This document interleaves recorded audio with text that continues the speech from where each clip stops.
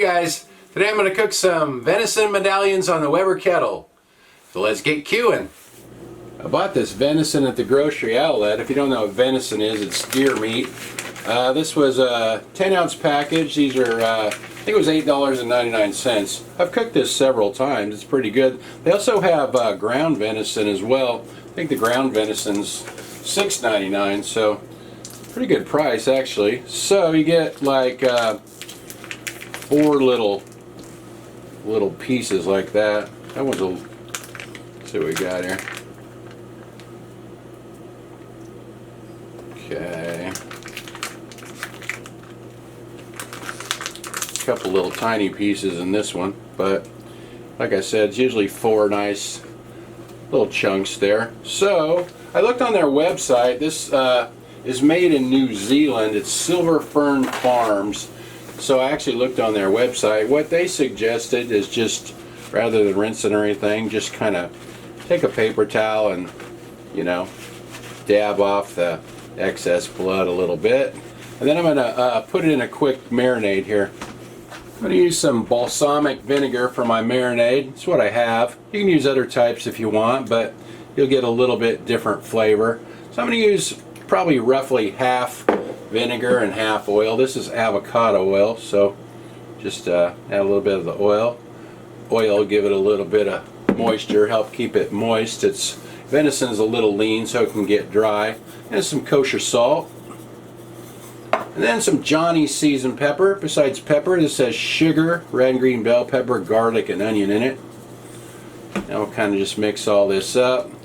And I'm only going to marinate this for maybe an hour or two, so I'm just going to let it sit on the counter. If I was going to marinate it longer, I'd put it in the refrigerator, but when I marinate for shorter amounts of time, I usually just leave stuff sit on the counter. It's not very warm yet this morning anyway. Let's get the grill lit here. I'm using Royal Oak lump charcoal for this. That's a paper towel soaked in cooking oil. I'm using to get that going. I don't need too much charcoal, just a few handfuls there, because it's not a very big amount of meat. If you're going to do a bigger batch, you'll need more charcoal. That's a slow and sear that the charcoal's in there. That's from S&S Grill Company.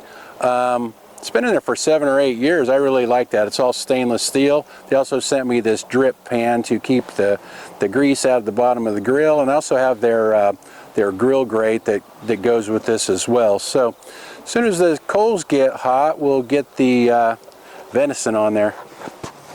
My meat's been in the marinade for about an hour and a half now, so I'm going to get it on there.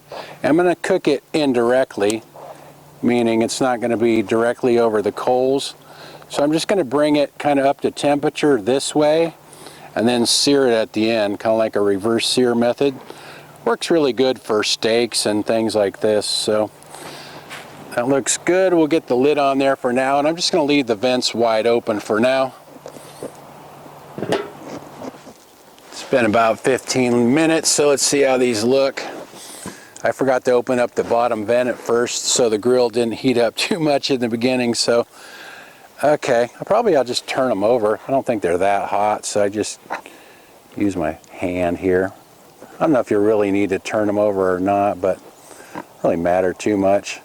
So, like I said, I'm just kind of bringing them up to temperature, and then once they're pretty warm, I'll spin the grill around and sear them at the end. They come out nice and juicy that way, so let them cook a little while longer, and then we'll sear them. It's been about 10 minutes on that side, and I think these look pretty good now.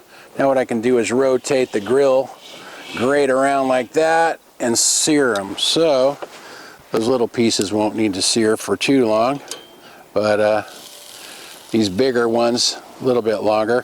What I like to do is just kind of keep flipping them from side to side till they're the way I want them. These are still fairly soft, so they can be on there for a little bit longer yet. Like venison, if it's too rare, it's kind of chewy, at least in my opinion, so I like it a little more cooked through. So I'll just let these sear a little, like I said, and just kind of keep flipping them until they look good. There's not much fat in venison, so these really don't flame up much. They get a nice color on that side. Oh yeah, we're starting to look pretty good there. This was the thickest one right here, so I think that ought to be pretty good. Let's take them in and try them out. These have a nice color on the outside. Let's cut into one of these pieces here and see what the inside looks like.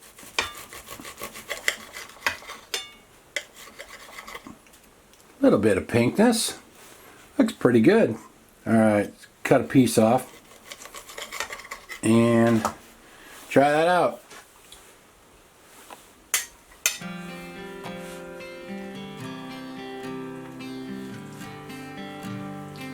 I like that. That balsamic vinegar has kind of a sweet, fresh, clean taste. I like it. That fairly tender venison as well. Let's see what Annie thinks. She seems kind of excited about this. Want to try a piece, Annie? There you go.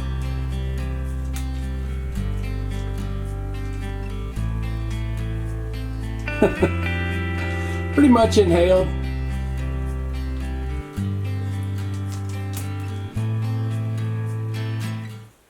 That reverse sear method worked good on that. Anyway, I'll write everything in the description like usual. Thanks for watching. See you guys next time.